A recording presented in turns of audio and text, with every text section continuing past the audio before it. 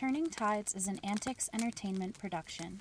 You can find the show on social media at the Turning Tides Podcast on Facebook, Instagram, Threads, and YouTube, and at Turning Tides Pod on Bluesky and Mastodon. For more information, or if you're interested in sponsoring the podcast or collaborating, please contact us at theturningtidespodcast@gmail.com.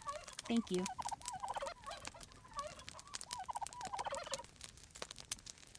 Warning: this episode of Turning Tides contains depictions of war, genocide, violence, cannibalism, rape, sexual assault, suicide, child abuse, and enslavement.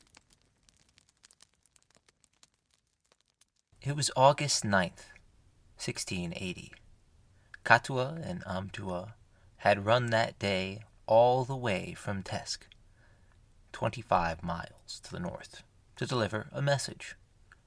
Now they asked for the Opi, or war chief of San Marcos. The Opi, along with the cacique, or headman of San Marcos, and several other village leaders and shamans, waited for Katua and Amtua to speak. The youths produced a knotted cord made of yucca fiber. Now, the runners explained, untie one knot each day, they said softly. When no knots remained, attack. The command was not to be taken lightly, for it came from Pope himself, and Pope had further decreed that if San Marcos failed to join in the assault, a horde of Puebloans would descend from the north and kill every villager, women and children included. The cacique had certain ties to the despised Spanish governor of New Mexico, Don Antonio de Otormin. Within an hour, he had left the pueblo toward Santa Fe. Meanwhile, Father Tinoco gathered up the skirts of his brown robe, mounted a horse, and rode for his life toward Galistillo. Several warriors took to the trail. The pursuers overtook Fray Tinoco.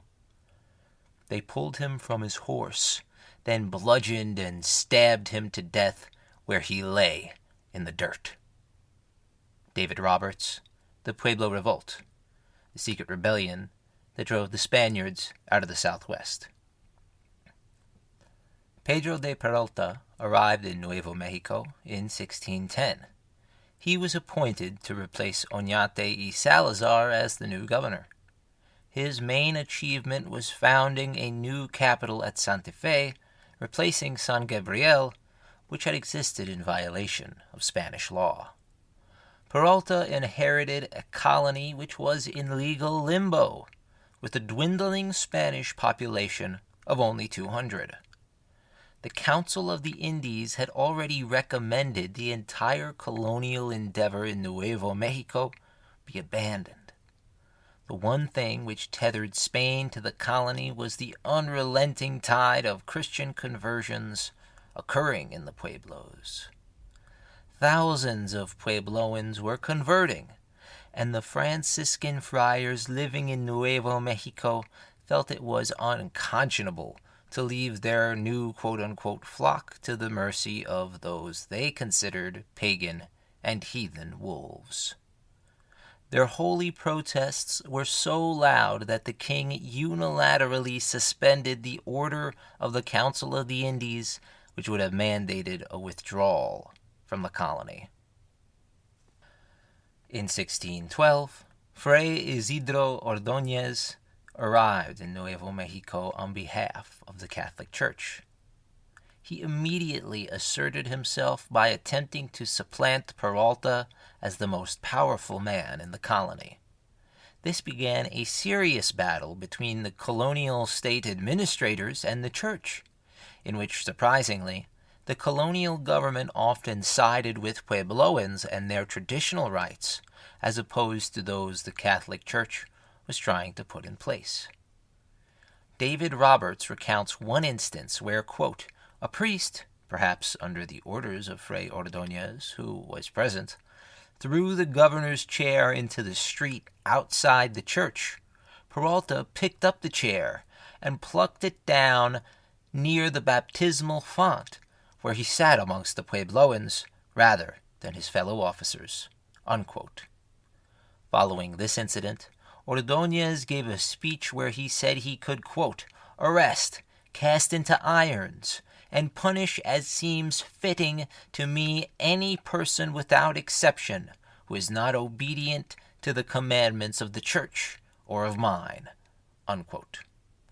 The next day, the pettiness continued. Peralta refused to assign his soldiers to the priest's convoy.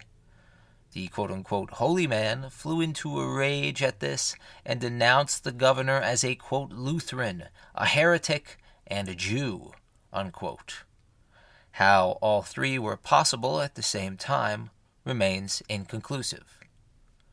Things finally came to a head when both factions sent representatives south in order to denounce each other in Mexico City. Ordóñez had a more persuasive argument, and Peralta was formally arrested, quote, "in the name of the Inquisition." Unquote. Ordóñez was now the supreme power in Nuevo Mexico, and his rule would be dictatorial and violent to the extreme. The violence and arbitrary quote-unquote justice meted out against the Puebloans was beyond the pale. Though the church did not stop there, they also punished the colonists. In one example, Ordóñez had members of the Jemez tribe who were accused of murder executed without due process and little evidence besides hearsay. Unsurprisingly, the people at Jemez would play a leading role in the Pueblo Revolt of 1680. As thousands of Puebloans converted, their culture became forever entangled with Christian beliefs and teachings. Likewise, early Christian preachers allowed native artists to adorn countless missions and small churches with their native iconography. Countless images possibly representing the flower world and other Puebloan spiritual motifs are found throughout surviving pre-revolt southwestern missions. Religious zeal by early Franciscans was executed with the genuine belief that they were fighting against Satan himself and that the natives were quote-unquote devil worshippers. Alongside this incorrect and racist belief about native religious practices, they made a point to preach in isolated pueblos. Ramon E. Gutierrez argues that this was because these friars genuinely craved a violent death in the hopes of achieving Christian martyrdom at the hands of quote-unquote heretics. In the form of some reprieve for the native people, the tyrant Fray Ordóñez was finally removed from his office and exiled in 1617. Besides ecclesiastical tyranny, there was the omnipresent and onerous encomienda and repartimiento systems. The encomienda system basically granted settlers the right to demand tribute from native people. The repartimiento system allowed settlers to use the forced labor of natives for their own personal endeavors. Both were technically illegal at this point, but the fact that it took upwards of a year to get a message to officials in Mexico City, and even longer to send one to Spain, meant that Nuevo Mexico was essentially isolated. Regardless, both the encomienda and repartimiento systems engendered intense animosity amongst the Puebloans. To make matters worse, illegal Spanish raiding parties routinely decimated and enslaved the nomadic peoples to the north. In turn, the Apache, Utes, Navajo, etc., all routinely raided outlying pueblos, forcing many abandonments. It was a siege in all but name, and the Puebloan population suffered from it as a result. From a pre-Columbian population of over 80,000, just 20,000 remained by the start of the Pueblo Revolt of 1680. Pueblos reacted differently to their new overlords, with some, like Acoma, being openly hostile to Christianity for obvious reasons. Around Hopi, however, in a since-abandoned pueblo named Awatovi, the people took to Catholicism readily. In all cases, the friars endeavored to make themselves out to be the quote-unquote saviors of the Puebloans. For example, Puebloans who had been sentenced to death would have a friar publicly speak on their behalf, resulting in a pardon. Manufactured ceremonies like this were used to show the spiritual power of these priests. Additionally, there are more than a few similarities between Catholic teachings and iconography and the Puebloan Kachina phenomena. Both believe in a single creator, God and Tawa, respectively. Both believe in an afterlife which is thought to be paradise incarnate. Both worship a four-pointed symbol, the crucifix, and the four-pointed Kachina symbol. It is likely because of these similarities that there is an immense amount of overlap between Catholic beliefs and traditional Puebloan beliefs amongst these people even through today.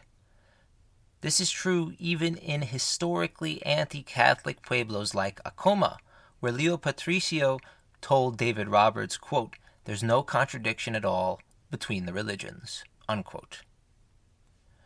The work schedule the Spanish created for the Puebloans was extremely oppressive.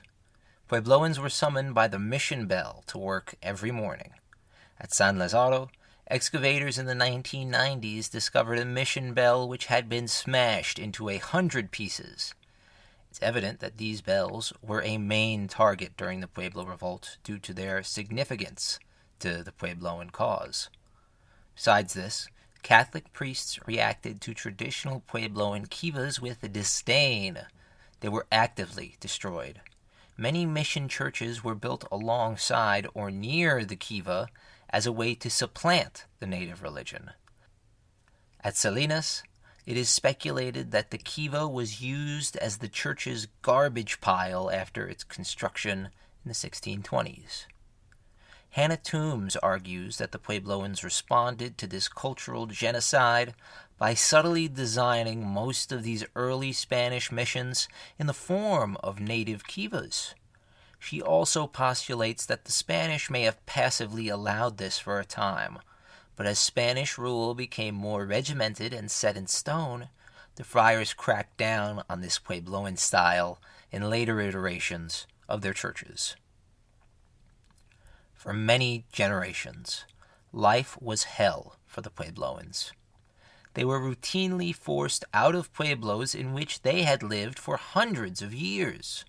Gran Quivira and Curay are both perfect examples of this. Gran Quivira was inhabited continuously for 900 years, trading their salt deposits in all directions. They masqueraded as Christians, but when they got home, they would go underground and pray for forgiveness from their ancestors. Around 1670, Gran Quivira succumbed to pillaging, disease, and exploitation, never to be inhabited again. It was a similar story for the people at Curay. They spoke Tiwa, as opposed to the extinct Tampiro language which was spoken at Gran Quivira. Curay was deserted in 1677. The priest residing there wrote, quote, "The drought and famine continue. Many are sick. Some are dying. The terror and outrages continue. Some are leaving every day. We must leave, all 200 families, and go north to Tahique." Unquote. One of the few pueblos which benefited from all this madness was Pecos, which, in spite of the immense amount of upheaval, remained a trading post for a variety of peoples. It was probably the largest and most populous pueblo in all of the modern state of New Mexico. The mission church located here was a huge structure consisting of 300,000 sun-dried bricks. David Roberts called it, quote, "a monument to oppression," unquote. Arriving in 1618, the fourth governor of Nuevo Mexico was Juan de Ulate. He called a halt to further construction of churches on the grounds that it was inhumane to force the Puebloans to work on them. Additionally, he advocated for traditional native rights and the open performance of their religious practices. In reality, these quote-unquote liberal acts were done to halt the spreading power of the church and reassert the colonial government's authority while also appeasing the Puebloan chiefs. Furthermore, Ulate was engaged in illegal human trafficking and launched numerous forays to the north in order to capture and sell nomadic peoples living there. The church answered this attempt at secular takeover with their own decree in 1626, which formally introduced the Holy Office of the Inquisition to Nuevo Mexico. Surprisingly enough, the main victims of the Inquisition here were Spaniards. The Inquisition accused colonists of a litany of abuses, including devil worship, witchcraft, and bigamy. The strangest accusation was levied at the wives of many colonists who were accused of using, quote, Indian love potions, unquote, in order to win back the affections of their philandering spouses. Of all the bishops and priests who came to the colony, the most ambitious was Alonso de Benavides. He wrote vociferously for the colony about the quote-unquote positive role the church played in the lives of the Puebloans. His book, Memorial, whose original title is loosely translated to Harvest of Reluctant Souls, is considered the first ethnography on the Puebloans, though his intent in writing it was to prove the Puebloans needed the church. It tells of many cultural practices which were supposedly performed prior to Christian arrival and which the priest considered blasphemous. He claimed when women wished to get married, they would banish themselves to the hills, starve themselves for 8 days and nights, and then, upon returning to the village, seduce the first man they fancied. He contrasts this with the behavior of the Puebloans after converting, saying, quote, they entered the church to pray as though they had been Christians forever, unquote. For all of Benavides' boasts, the reality was that many Puebloans violently rejected Christianity. Throughout the 1630s, priests residing in Zuni, Jemez, and Taos were murdered by vengeful Puebloans, while a priest at Hopi was likely poisoned. With violence and death being a near daily occurrence across the Pueblo world, you'd think some governor or thought leader would come forward to correct the miserable state of affairs. Unfortunately, both church and state were in the midst of their most serious, and perhaps most petulant, of conflicts. The conflict began with the new governor, Luis de Rosas, who installed Puebloans in his own workshops and made profits directly off their labor, Musk Bezos style. The priesthood was outraged, but only because the natives had stopped working for them. In 1636, Fray Antonio de Artiega asserted that, quote, all Catholic princes were subject to the laws of the church. Any man who refused such obedience would be a heretic, unquote. At which Governor Rosas blurted out, quote, shut up, father. What you say is a lie, unquote. Months later, Governor Rosas was killed by one of his own soldiers who found the governor in bed with his wife. As these twin tyrants were busy bickering at how best to upend Puebloan life, the people continued to suffer. A smallpox epidemic brought in by Europeans killed thousands of Puebloans. Many Puebloan traditionalists saw the plague as proof that the Christian God was worthless and that Puebloan society had gone astray forever embracing Catholicism. A new wave of religious fanaticism swept the Pueblos as the people begged for forgiveness from the gods and ancestors they had forsook. The Franciscans responded to such outrageous displays of what they considered paganism with intense violence. At Hopi, a man was flogged near to death by a friar who then poured hot turpentine on the wounds, killing him. At Taos, children were routinely castrated and sexually assaulted by Fray Nicolas Hidalgo, who fathered numerous illegitimate children with whomever he desired. At Awatovi, a priest's affair with a Puebloan woman was discovered by the husband. In order to preserve his reputation, the priest had the man murdered and then conspired to arrest and hang the 2 assassins he had hired himself to kill the man. The secular administration was also involved in the violence against the Kachina worshippers. In the 1640s, a group of 40 community leaders at Jemez were whipped in public after they were accused of offering aid to the Apache and Navajo. Undoubtedly, Puebloans were fleeing to these nomadic tribes and they sometimes melded their cultures, but there is no evidence that the tribal leaders of Jemez ever helped the tribes who routinely raided them. Under the surface, an equally bitter divide was forming between Christianized Puebloans and those who still believed in the old ways. This would bubble into open conflict in 1700, when the Pueblo at Awatovi was ransacked and destroyed by traditionalists.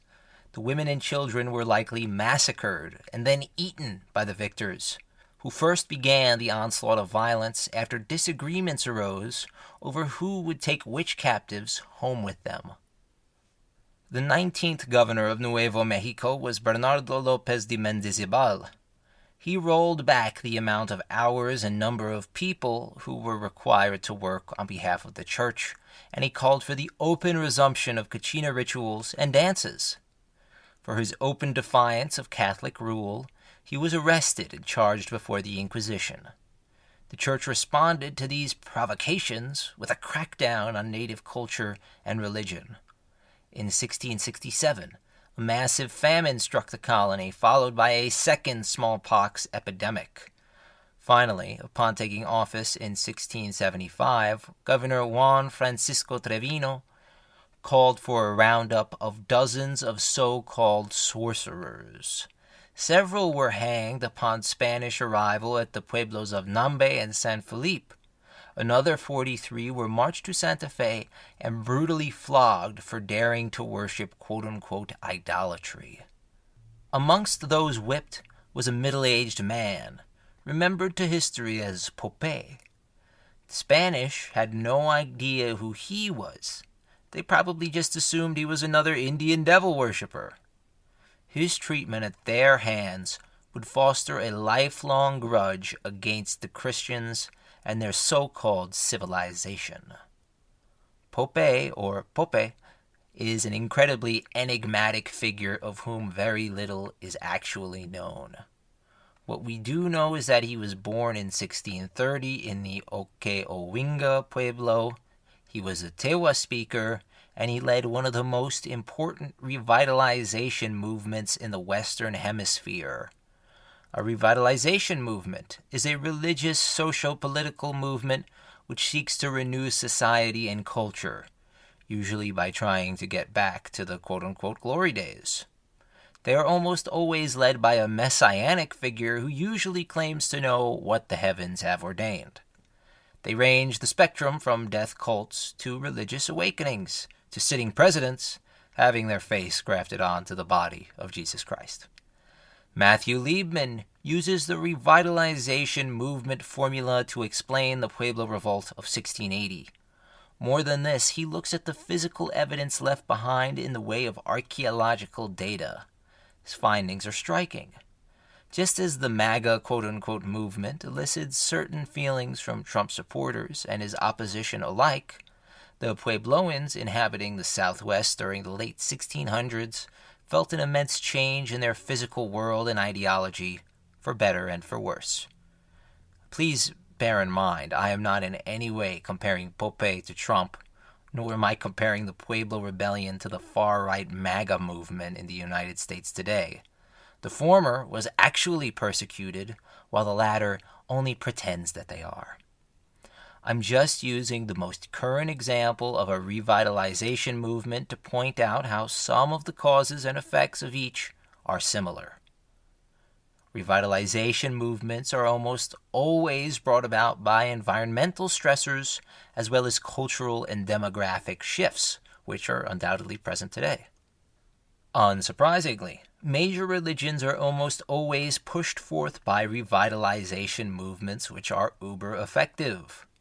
Another major aspect of these movements is their ability to forever alter the landscape they attempt to shape. However, in most cases, the movements themselves fail and sputter out following the death of their so-called messiah.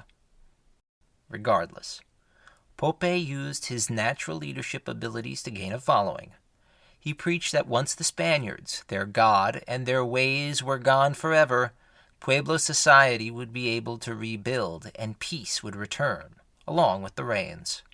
He moved to the northernmost Pueblo, Taos, in order to be as free as possible from Spanish authorities. He was extremely successful in evading their lackadaisical gaze. His flock slowly grew, and very soon he had apostles ranging across the Pueblo world, calling upon the people to forsake the witchcraft of the Spanish and re-embrace the sun god Tawa. To put into perspective the level of success Pope had, imagine a prophet was able to rally all the peoples from Stuttgart, Germany, to Paris, France, into a single, powerful alliance. This movement swelled until Pope felt confident enough to lead the northern pueblos of present-day New Mexico, as well as the pueblos from Arizona, in rebellion. Pope felt that the southern pueblos were already too Christianized to be effective participants in the revolt, so they were left ignorant of the coming rebellion. In spite of Pope's charisma, not everyone in the Pueblo world was ready to rebel against an authority which had ruled with an iron fist for almost 80 years.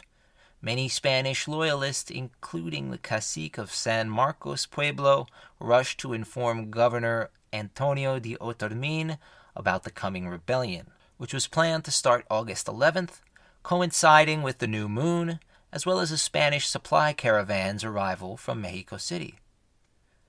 Having been alerted of the rebellion, Otormin seized the two runners who carried the yucca cord, Catua and Amtua. He had both of them tortured, but they fed Otormin false information. The governor was now convinced that the rebellion would begin August 13th. Unsure of what exactly his runners had told the Spanish, Pope accelerated the timetables for rebellion. Now the rebellion would begin August 10th. How exactly he let the various pueblos know this was occurring remains unclear, but he likely utilized line-of-sight relays to share the information, as his ancestors had done for 1,000 years previous. Regardless, what made Pope such a phenomenal leader was his ability to mesh together many different pueblos who otherwise, or who would have been outright hostile toward each other. He did this by using the Spanish term Indios Pueblo against the colonizers. He used the phrase to his own advantage to foster pan-Puebloan unity. Toa speakers, Caress speakers, and even Hopi speakers were all united in a common bond to dispel the invaders from their homeland. In this way, the Spanish had created the very mechanism which helped the Puebloans to overthrow them. August 10th, 1680 was one of the most momentous in all of written Puebloan history. All across the width of Nuevo Mexico, and as far away as the mesa-top villages at Hopi, Spanish men, women, and children were slaughtered in a torrent of vengeance. At Tesc Pueblo, the local priest was disturbed to find his church empty. He headed into a ravine, where he spied a dozen heavily armed warriors. Realizing what was occurring, the priest readily embraced martyrdom, calling out, quote, "I will help you, and die 1,000 deaths for you," unquote. He was hastily dispatched, his brain and blood splattered against the warriors' clubs. At Jemez, the local priest was stripped naked and forced on hands and knees through the streets of the town. After he was ridden like a pony, warriors stabbed him through the heart and then desecrated his body further. In total, 21 priests were executed alongside 400 civilians. Otormin, back in Santa Fe, was bewildered that he was so easily duped and that Spanish control of Nuevo Mexico now hung in the balance. He dispatched the handful of soldiers he had with him to neighboring pueblos. They found entire settlements slaughtered. Realizing that all of the northern pueblos were in revolt, Otormin called the entire Spanish population to Santa Fe in order to resist the rebels from inside the royal residencies of the colony. All told, there were about 1,000 people precariously sheltered inside Santa Fe. Otormin proceeded to hand out weapons to any man or teenage boy he could press into military service. Outside Santa Fe, a war party of Puebloans, 500 strong, was amassing outside the walls, and more warriors were pouring in all the time, from all directions. Spies sent to the Pueblo side by Otormin told him that the warriors were saying, quote, God and Santa Maria were dead, and their own God, whom they had obeyed, never died. Unquote. The Puebloans began a masterful siege of Santa Fe, which would last for 5 days. Their first strategic move was to occupy the only water source. They did this relatively easily, as it was located outside the fortified area. Now, the Spaniards inside had no access to fresh water. The elected leader of the Puebloan warriors was a man named Juan, and he was invited into the fort to parley with Otormin. He rode on a horse and was armed with an arquebus. He brought 2 large crosses with him, one red and one white. The red cross symbolized war, and the white cross symbolized peace. If Otormin chose the white cross, the Puebloans would allow the Spaniards to leave their fortifications, with the only stipulation being that they could never return. If Otormin chose the red cross, however, Juan said his Puebloans would storm the battlements and exterminate every last Spaniard until all of them were dead. Otormin refused to choose either and instead demanded the Puebloans put down their arms. If they did, he said he would pardon them. Unsurprisingly, negotiations broke down, and Puebloans began encroaching on the fort. Otormin decided to boldly strike the Puebloans before their forces grew too numerous. During this attack, the garrison of Santa Fe killed numerous Puebloans and set fire to the houses their own colonists inhabited. Otormin claims he would have pushed his advantage, but he was confronted by another surge of Puebloan reinforcements, and he pulled his men back into the defenses of the town. Having been forced back, the Spanish garrison and civilians alike suffered for another 48 hours, little food and almost no water. By August 17th, approximately 2,500 Puebloans had surrounded Santa Fe. Spaniards could not hold out for much longer. In order to escape the clutches of the Puebloan warriors, Otormin decided to risk it all in a last-ditch assault. Women and children were starting to die from lack of food and water, and soon his soldiers would be too weak to resist, let alone fight an offensive action. On the morning of August 20th, Otormin led around 100 infantry and cavalry in a violent charge against the Puebloans. The effects of steel, firearms, and armored horsemen were devastating to the poorly clad besiegers. Perhaps as many as 300 Puebloan people were killed at the expense of around 20 Spanish casualties. Amongst the latter total was Otormin himself, who received 2 arrow wounds to the face and was shot in the chest. He miraculously survived. Beside the supposed 300 killed, Otormin's men managed to capture 46 prisoners as well. They tortured these people into confessing what they knew, and this was perhaps the first time Otormin or any Spanish official heard about Pope, who may have originally been referred to as Poheyamu. All of these prisoners were subsequently executed. Otormin and 1,000 shell-shocked survivors retreated south and were left alone. The Puebloans had begun their revolution to free themselves of the Spanish, not to invade other peoples. In time, these 1,000 Spanish survivors would meet up with 1,500 colonists from Rio Abajo, led by the Lieutenant Governor Alonso Garcia. On this journey south, the colonists were shocked by the level of destruction and desecration exhibited in the local churches. Most were burned. Some had images of saints destroyed, and holy chalices were tossed in piles of manure. In fact, many churches were smeared with human feces, as if the Puebloans were literally saying that the Catholic Church was full of shit. The caravan of Spanish colonists would finally rest in El Paso. Back in the former Nuevo Mexico, Puebloans set about changing their society into one which better emulated the ways of their ancestors. Everything from pottery to village layout was changed in order to remove any blot of Spanish influence. Pope even tried convincing people to let go of their pack animals and crops, which the Spanish had introduced. This had little effect. Most only did away with practices which were contrary to their heritage, as well as those which did not benefit Puebloan society at all. The most striking example of these changes occurred at Jemez Pueblo, which was arguably the epicenter of rebellion. Between 1680 and 1683, 2 new Puebloan villages were constructed. They supposedly embodied Pope's beliefs. In late 1681, the village of Potocua was built. A second one, called Boletsacua, was constructed during the following 2 years. They were both designed in a block-room style, and both were highly compact. This was a distinct departure from the way the Puebloans were designed under Spanish overlordship.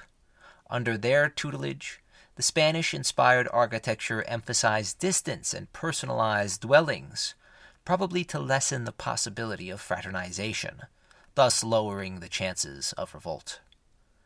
Many revitalization movements never truly imitate their forebears.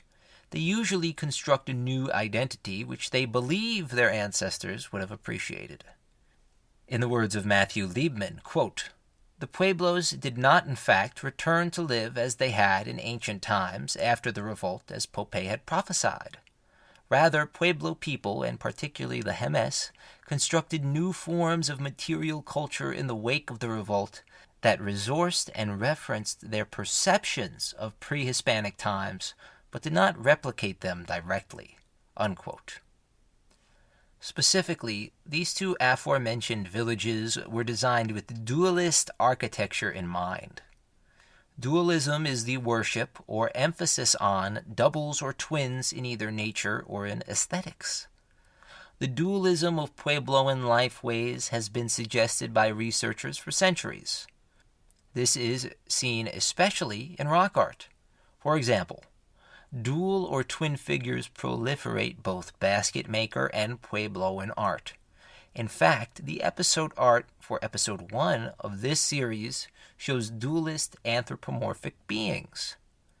Dualism is also seen in natural phenomenon, and it's speculated the Puebloans viewed certain dual rock outcroppings as spiritual locations. This is best seen at Chimney Rock, where the placement of 2 vast stones likely acted as a lunar calendar. However, dualism was not recognizable in Puebloan village design until this period, where Matthew Liebman theorizes that the fact that these newly constructed villages had 2 plazas and 2 kivas shows the importance of duality to the people and emphasizes their newly forged cultural ties. It's important to note that not all Puebloans took to this dualist design, with many constructing buildings in their own fashion, but the fact that this dualism was practiced at Jemez points to increased cultural diversity amongst the people. Another contributing factor was an influx of Carez speakers that likely came around during the same time. The Jemez began making new forms of pottery which diverged from the classic black-on-white pottery of their forebears. They now made pottery called historic red, which was highly experimental. The break from black-on-white pottery likely had to do with Spanish officials demanding soup bowls and utensils in this style for their own use.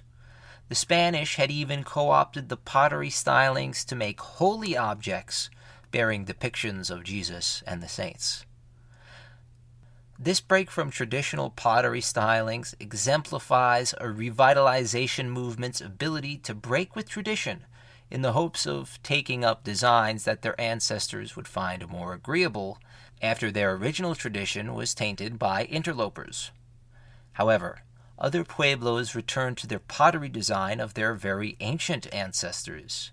Additionally, migration to and from neighboring Pueblos exploded, pointing to a cultural merging in the Pueblo world, which simply did not exist prior to the revolt.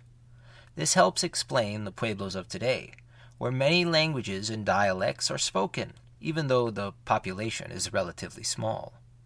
Tolerance and diversity were emphasized as a way to make Puebloan society stronger, and it was highly effective. Finally, the revolt brought about increased trade between the Pueblos. Besides the archaeological record, the written evidence from the rebellion era is incredibly scant, especially when looking for unbiased sources. Besides Spanish court documents, Puebloan oral traditions and histories are the only evidence on which we can rely to paint an adequate picture of life in the post-rebellion Puebloan civilization. Captured Puebloans, who were undoubtedly under duress, claimed that they were told to kill as many Spaniards as possible, and the reward would be an equal number of wives. They also claimed to have been conspiring to launch the rebellion for many years, before they actually went through with their plans.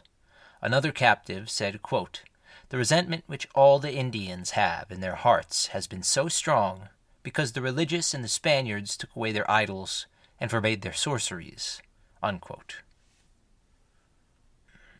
The Pueblo perspective is sparse in its telling of what occurred between 1680 and the Reconquista of 1691. Robert Silverberg wrote of this crucial time, quote, "Pope took up residence in Santa Fe, moving into the adobe palace so lately occupied by Governor Otormin.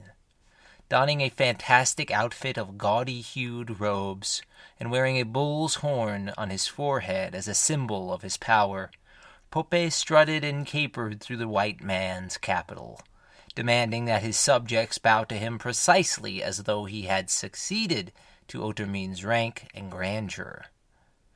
Sometimes he even climbed into Otormin's old carriage of state and had himself drawn through the streets of the city." Unquote. Silverberg likely imagined this, as there is no source for his musings, but if it were true, it would not be the first time in which power corrupted the heart of a genuine reformer and turned him into what he feared the most. Joe Sando, a Puebloan man and historian, tells a different story. In his telling, the war chiefs of the various pueblos congregated around Santa Fe Plaza and made war speeches to celebrate their tremendous victory. Pope spoke last, and he proclaimed, quote, "Within and around the world, within and around the hills and mountains, within and around the valleys, your authority is returned to you. Therefore, return to your people and travel the corn pollen trail again, a trail with no pebbles, no boulders, and no obstructions. Go home and enjoy your families, the birds, the clouds, the mist, the rain, the lightning, the wind, the rivers, the mountains, the trees, and the sky. Lastly, don't forget, each morning before our Father, the sun makes his appearance, to take feathers in one hand and corn pollen in the other hand, and offer them to the deities in the mountains, in the clouds, in the valleys, to the north, to the west, to the south, to the east, to Sipofone and Wanema, Puebloan gods. Sengidiho." Unquote. The Puebloans were not free from harassment post-rebellion. Otormin took a year to lick his wounds and gather a new force in an attempt to retake Nuevo Mexico. At Isleta, the Spaniards stormed the Pueblo relatively easily. The news of the storming of Isleta caused a flurry of movement in the northern Pueblos. Many villages were vacated, and the population fled northward. At Cochiti, a contingent of Spaniards came upon 1,000 warriors brimming the hills. The Spanish leader accepted the chance to parley with the local Puebloan chief, Catiti. For 2 days, the Puebloan chief stalled the Spanish with revisions upon revisions to their terms. In all likelihood, Catiti was buying time for more warriors to assemble. Spanish quickly withdrew once they realized what was happening. Back at Isleta, 50 Puebloan horsemen besieged the Pueblo with Otormin's men inside. They were calling on the Puebloans to defect. During a week-long quote-unquote siege, 100 Puebloans defected to these riders. Otormin realized he was now facing a confident enemy, armed with swords, horses, and muskets. He decided to withdraw from Nuevo Mexico. He would never return. Otormin did capture several Puebloans, whom he vigorously interrogated once back at El Paso. It was during these interrogations that he got a clearer picture of the rebel leader Pope. His prisoners were all Christianized Puebloans, so their confessions were slightly skewed. They claimed Pope was consorting with devils, and these devils urged him to destroy any Christian symbols. They also said he killed his own son-in-law after he feared the man might inform the Spanish of the coming rebellion. Beyond this, once he had taken power, Pope ordered all quote-unquote Castilian customs expunged. This meant Puebloans married in Catholic ceremonies were allegedly forced to divorce and were given new wives. The captives further claimed that all Puebloans were banned from speaking Spanish. In a testament to the abilities of Pope to forge a unified front, these captives claimed there were 22 separate revolt leaders. One of them, Catiti, had devised a plan in which the women would seduce the lustful Spanish, and as they were lulled into a false sense of security, the native warriors would pounce on and kill the Spanish. These captives went on to describe how Pope demanded the effects of, quote, the curse of baptism, unquote, be washed away. This was done by wading into the Rio Grande River and then scrubbing one's skin clean with yucca root. Pope further called on new kivas to be built, which were originally called estufas by the Spaniards, leading to the centuries-old incorrect belief that these kivas were actually steam baths. Regardless of the true nature of Pope during his time as ruler of the northern Pueblos, one thing was clear. The rain still refused to come. People still became ill from strange diseases and died suddenly, regardless of if they prayed to Tawa or Jesus Christ. The nomads from the north still raided and were just as voracious in their attacks. One of the more depressing aspects of this entire story is that Pope's rule was an unmitigated disaster. Unfortunately, so little is known about the man that any inference about his character or his decision-making during this period is highly speculative and is largely based on nothing. Additionally, many argue that Pope was not a true political leader but a religious one. They also claim he was not a fanatic, so his more unreasonable demands may have been totally invented. In any case, Pope was killed, died from illness, or simply faded into the background sometime around 1689. What happened remains one of the most elusive mysteries of all time. Not even Puebloan oral traditions give a straight answer. In 1683, Otormin was officially removed from the governorship and vanished from the historical record entirely. The Spanish crown was determined to recapture the recalcitrant northern Pueblos. In 1689, they sent a small force of men north under Domingo Girones Petris de Cruzate. His expedition was nearly destroyed in a 15-hour-long engagement with the Zia Pueblo. During that fight, the Spaniards massacred 600 Zia men, women, and children, before leaving once more for the south. The next attempt at reconquista was taken up by the royally appointed governor-in-exile Don Diego de Vargas. He was made governor of the colony in 1688, with the hope that he would be able to subdue the natives there and reassert Hispanic hegemony in the area. He did not officially invade until 1691. His army was small in comparison to other entradas of the past, but de Vargas was, pound for pound, a better leader of men than any of the governors who had come before him. He was also a master manipulator. His goal was to turn the Franciscan priests, who led the vanguard of his forces, into the Puebloans' saviors. His strategy was relatively simple. His men would surround a pueblo. The priests would beg for forgiveness on behalf of the Puebloans and then exhort them to drop on bended knee or face oblivion. Already ravaged by disease and northern raiding parties, most Puebloans accepted this invitation. In fact, there is a line of thought amongst older Puebloans that the Spaniards were actually invited in, and they became staunch allies with the Puebloans against the incursions of the Navajo and Ute nomads. In recent times, there has been an immense amount of pushback against this idea. Most now consider this a fiction. However, the idea of a quote-unquote bloodless reconquest was celebrated in New Mexico up until 2018, where a reenactment of Vargas's capture of Santa Fe had been played out for hundreds of years. In 2020, following years of protest against Vargas's statue appearing on federal lands, his likeness was officially removed and placed in a museum. In this ahistorical reenactment, the Puebloans of Santa Fe meekly submit to the quote-unquote majesty and power of Spanish civilization. In this fantastical recounting, there was no resistance, no protests, and most importantly, no murder. The reality was much different.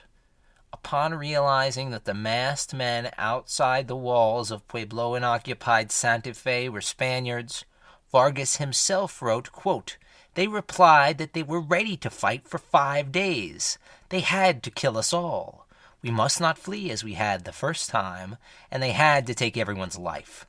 At the same time, they began a furious shouting that must have lasted more than an hour." Unquote. Vargas tried to match their shouting and rage with complete serenity and religious ostentation. He brought out a standard with the picture of the Virgin Mary upon it. Vargas beseeched the Puebloans to accept her once more as, quote, "Our Lady, the Queen, and the Blessed Virgin," unquote. This religious pageantry did wonders in calming the Puebloans. Instead of continuing their war chants, they put a list of demands and grievances before Vargas. They said they were overworked and whipped by the Spaniards, and they said they had suffered under their rule. They also said that those responsible for the revolt had all since died, and those still alive were only young men at the time. Vargas noticed the massing of warriors around the hill. Once more he called on the Puebloans to submit, saying, quote, "I pitied them because they did not believe in my good intentions. I had already told them that the devil was deceiving them," unquote. Forcing the issue, Vargas stole a page from the Puebloan playbook. He cut off the water supply to Santa Fe and demanded once more that the Puebloans surrender, giving the entire settlement an hour to decide.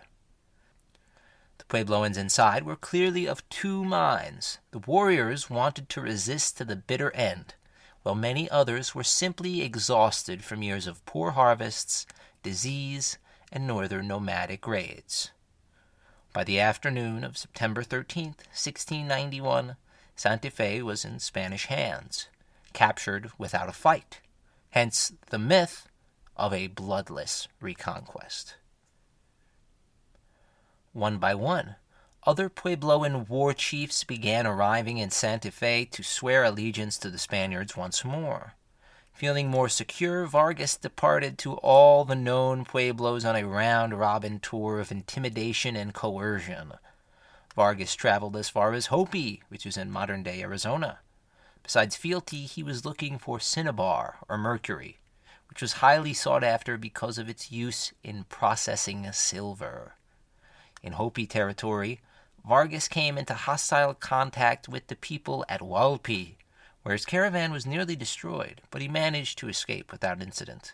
At Orobai, Vargas was so intimidated by the Pueblo's defensive position that he turned back without his usual show of force and demands of loyalty. In 4 months, Vargas was back in El Paso, and he could claim to have conquered all of Nuevo Mexico in relatively short order and without the loss of a man. Vargas was so satisfied with his conquest that he had his name etched in the great white sandstone cliffs of the El Morro Butte. This etching reads, quote, "Here was the general Don Diego de Vargas, who conquered for our Holy Father and for the Holy Crown all the New Mexico at his expense, year of 1692." Unquote. In 1693, everything went wrong for Vargas. He arrived late in the year at the head of a massive caravan of settlers and soldiers. The Puebloans, who were still loyal to Spain, had said that a troublemaker amongst the northern Puebloans was telling anyone who would listen that the Spaniards were intent on killing the Puebloans and leaving only the children alive. The man who spread this rumor had since died, but his oratory was so effective that for the first time in perhaps centuries, Navajo and Apache war bands joined in combat alongside the Puebloans against the Spanish. These forces combined would have been more than a match for the Spanish, but the Puebloans would never be unified like they were under Pope. Each Pueblo had divided loyalties. This likely engendered animosity between those who wanted to live their lives and those who wanted to live their lives free of Spanish hegemony. This intra-Puebloan rivalry would boil into open warfare and atrocities in Awatovi in 1700, when Hopi war bands annihilated the settlement and massacred the population. In 1693, Vargas's return to Nuevo Mexico was unraveling quickly. In early December, dozens of colonists, alongside 7 soldiers, deserted the caravan. Arriving outside the gates of Santa Fe, the Spaniards were once more halted outside the settlement. During this interlude, messengers were sent east and north to call in reinforcements to assist the Puebloans defending Santa Fe. This time, the Puebloans were not overawed into acquiescence. They were determined to resist occupation. On December 27th, spies inside the Puebloan camps were reporting that the warriors were readying themselves for battle. The leader of the Puebloans in Santa Fe was a man named Jose. He demanded that the people persist, but some argued they didn't want to see their children killed. He responded, quote, "Now is not the time to be looking after their children, but for fighting to the death and killing the Spanish." Unquote. On December 29th, the Puebloans were ready for war, and they called out to the Spanish that, quote, they would kill the Spanish without sparing anyone, and keep the religious for a time as their slaves, making them carry firewood from the mountains, and later they would kill them. Unquote. All at once the Puebloans unleashed a barrage of arrows, stones, and darts upon the Spanish. Vargas called to heaven and his men, quote, "Santiago, Santiago, kill those rebels!" Unquote. Against cannon, black powder, shot, and steel, the natives never truly stood a chance. They chose death in the face of oppression.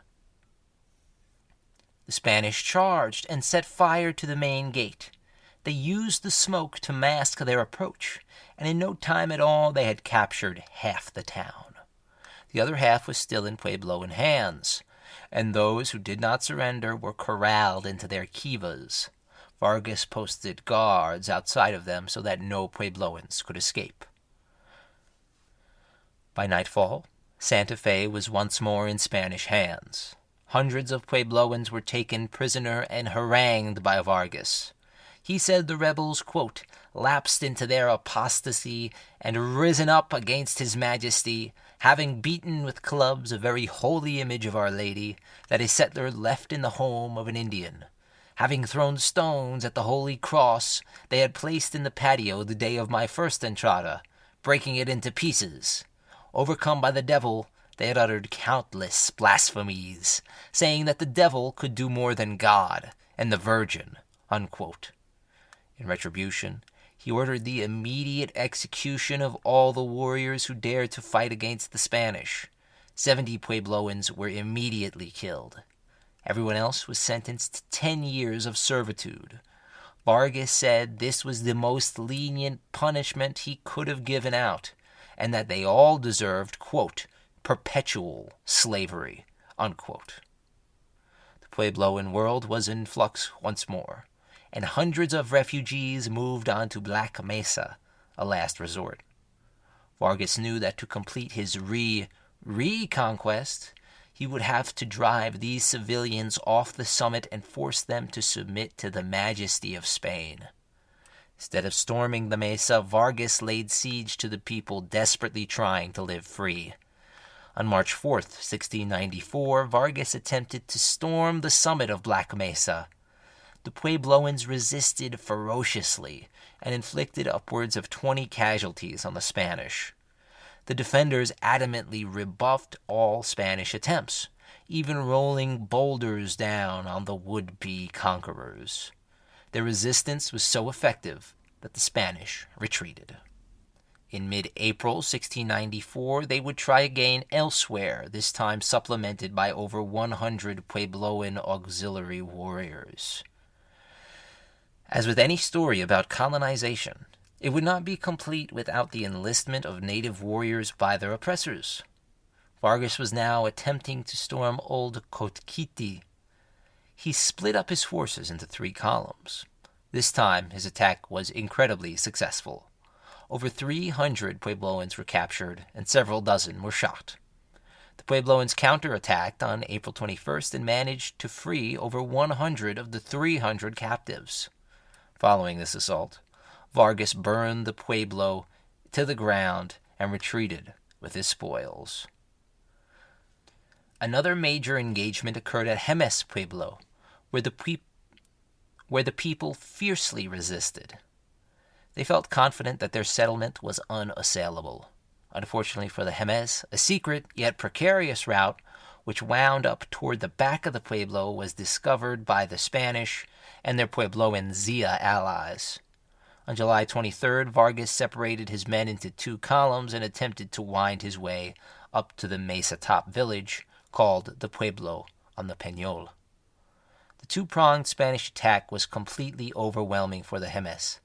In the short fight, 50 Puebloans were killed, alongside 5 who were hiding in the Pueblo when it was intentionally set on fire.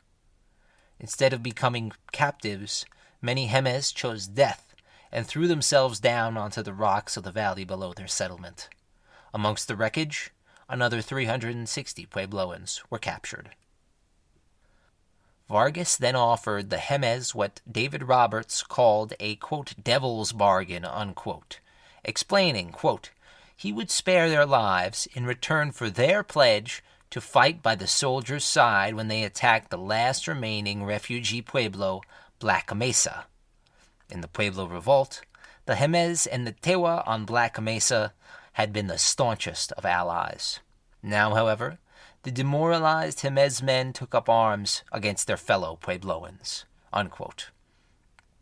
In September, Black Mesa was besieged by Vargas, who officially accepted the Pueblo surrender on September 9th, 1694.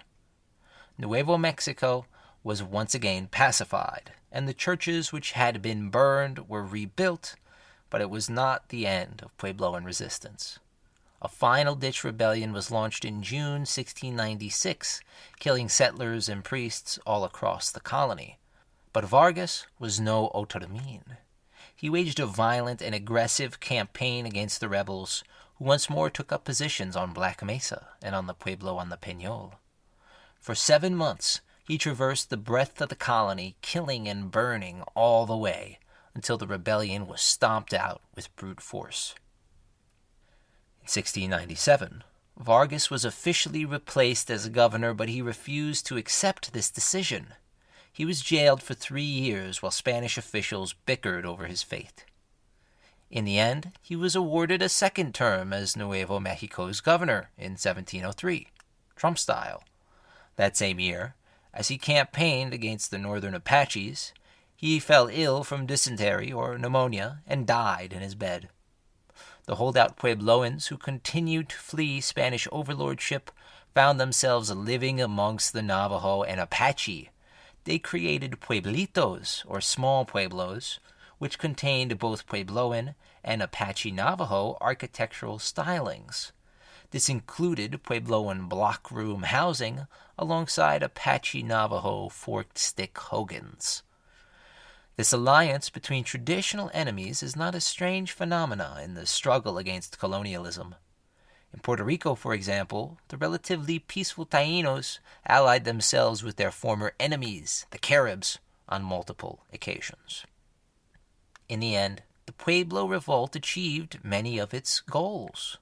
A modicum of religious and cultural freedom was allowed by Spanish authorities, in return for support against marauding northerners.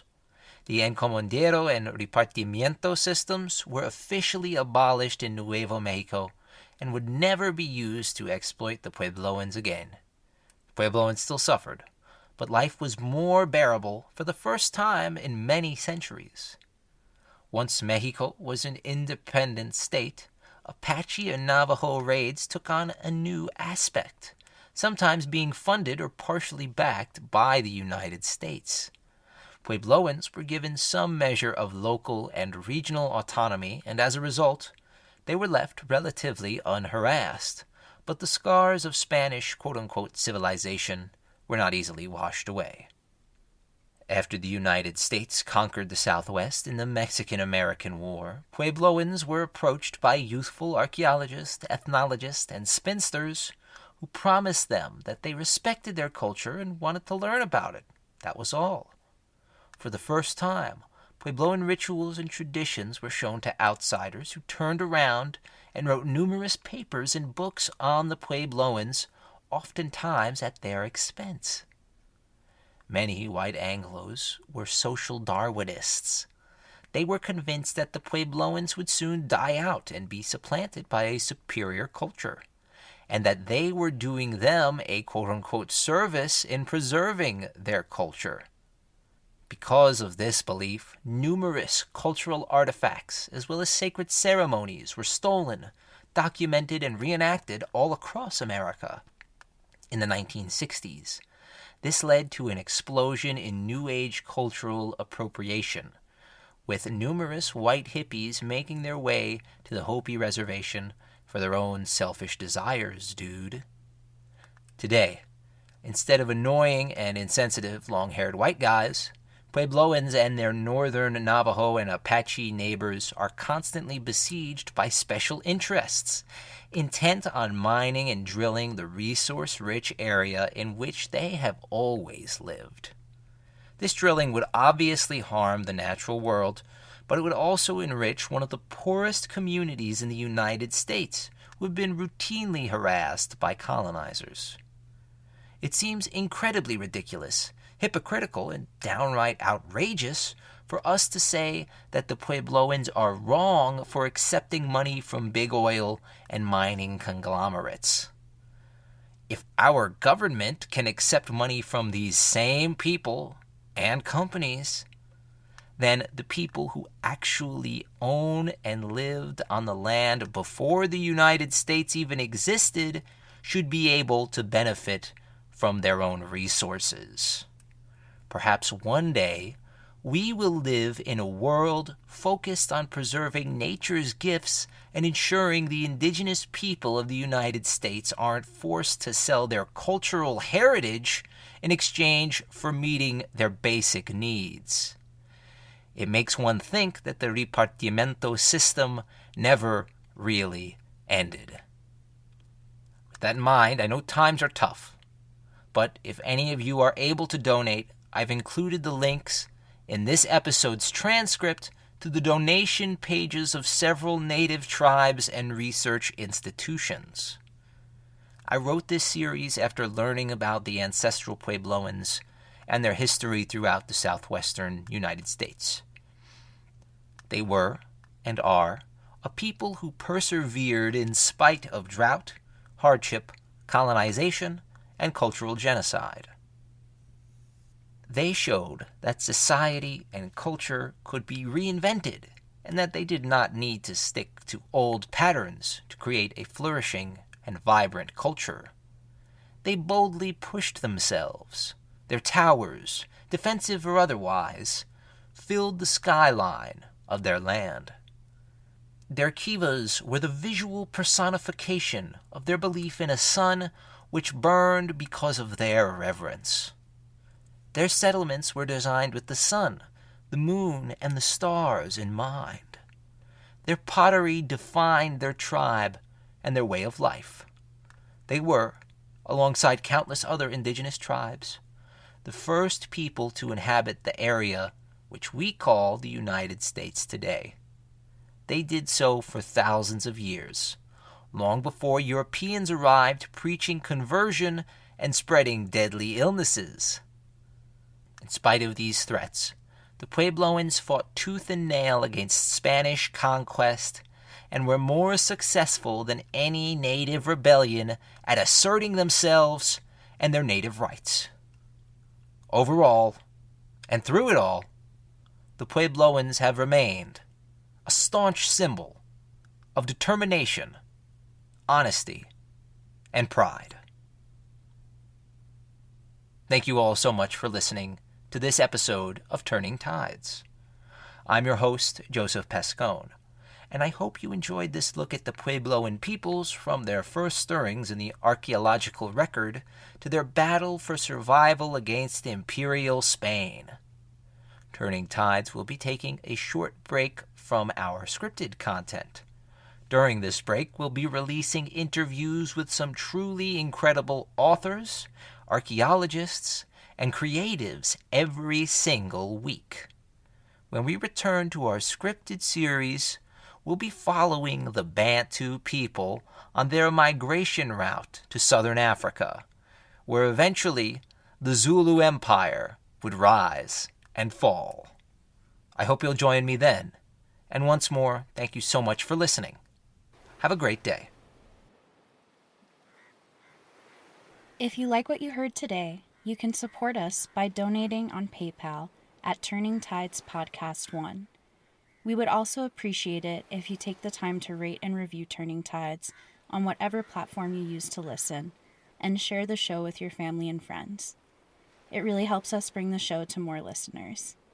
Thank you so much for the support, and thanks again for listening.